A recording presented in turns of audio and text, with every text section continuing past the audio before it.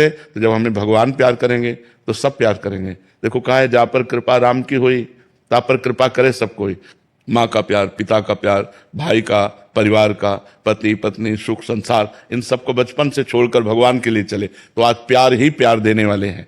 भगवान इतने रूपों में हमें प्यार कर रहे हैं। यदि हमने संसार से प्यार नहीं किया तो मालिक इतने रूपों में प्यार कर रहा है, तो वही आपको भी प्यार कर रहा है। पर आप भगवान से विमुख होकर के संसार में फंस रहे हैं। अगर आप नाम जप करें तो आपके अंदर ऐसे सद्गुण प्रकट होंगे कि भगवान आपको प्यार करेंगे, और जब भगवान प्यार करेंगे तो सब प्यार करेंगे आपको। संत महात्मा, बड़े बड़े व्यक्त अव्यक्त, ऋषि मुनि, सब।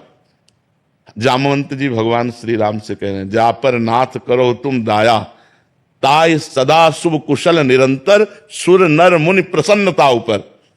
हे नाथ, आप जिस पर कृपा कर दो तो देवता ऋषि मुनि सब उस पर कृपा कर देते हैं, सब उस पर प्रसन्न हो जाते हैं। तो भगवान का नाम जप करो।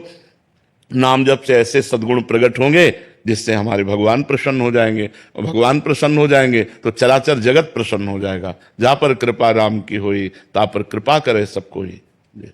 मीनाक्षी शर्मा जी गाजियाबाद से। श्री हरिवंश महाराज जी। महाराज जी, जैसे कि आप बोलते हो कि स्वाध्याय करना चाहिए, हमारा भगवान में दृढ़ विश्वास होता है। अभी मैं योग वशिष्ठ पढ़ रही हूँ, उसमें भक्त लीला का एक अध्याय है कि वो सरस्वती माता जी की भक्त होती है और उसके पति राजा पद्म की जब मृत्यु होती है तो वो सरस्वती माता का आह्वान करती है। तो वो लीला को चिदाकाश, चित्ताकाश, चिन्मयाकाश और भूताकाश के बारे में बताती है। महाराज जी, ये क्या आकाश? असल बात तो कोई कथा नहीं है, वो अपने ही शरीर की बात है। चित्ताकाश अंदर चित्त है ना। जैसे आप देखो, स्थूल शरीर सो गया तो भूताकाश खत्म। अब जो स्वप्न होता है वो कहां होता है? वो चित्ताकाश में होता है।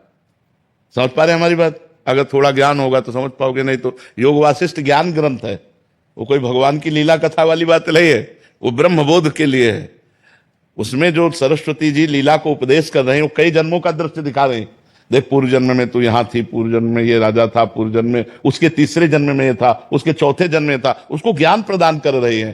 तो चित्ताकाश जब आप स्वप्न में देखते हैं तो चित्ताकाश में ही देखते हैं। जब एकांत में आप बैठते हैं तो आप चित्ताकाश में ही सब कल्पनाएं देखते हैं। समझ पा रहे हैं हमारी बात? ये ज्ञान की बात है। जैसे हम शयन किए हुए होते हैं तो स्थूल शरीर सोया होता है तो हमारा भूताकाश खत्म हो जाता है। अब हम अंदर जो देखते हैं नया संसार स्वप्न में, वो चित्ताकाश में देखते हैं। इसके बाद जब चित्ताकाश का भी नाश कोई कर दे तो फिर दिव्य लीला प्रकट होती है, वो चिन्मय आकाश। उस चिन्मय आकाश में चिन्मय लीला होती है, उसका परिचय नहीं प्राप्त हो सकता जब तक साधना नहीं होती। तो ये जो भूताकाश है, चित्ताकाश है, चिन्मयाकाश को चिदाकाश कहते हैं। चिदाकाश में सारी भगवान की लीलाएं होती है।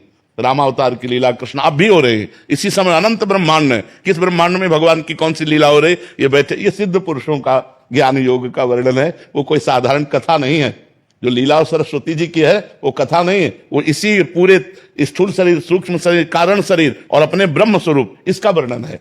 उसमें रति कराने के लिए वो कई जन्मों के दृश्य दिखा देती है सरस्वती जी। देख, इस जन्म में तो इसकी पत्नी हुई, इस जन्म में तो यहां थी, इस जन्म में तो ये पिता थी, इस जन्म में तो ये थी। वो जब पूरा दिखा देती तब उनको वैराग्य होता है, अरे मैं तो व्यर्थ में माया में फंसी हूं, तब उनको ब्रह्मबोध कराती है सरस्वती जी।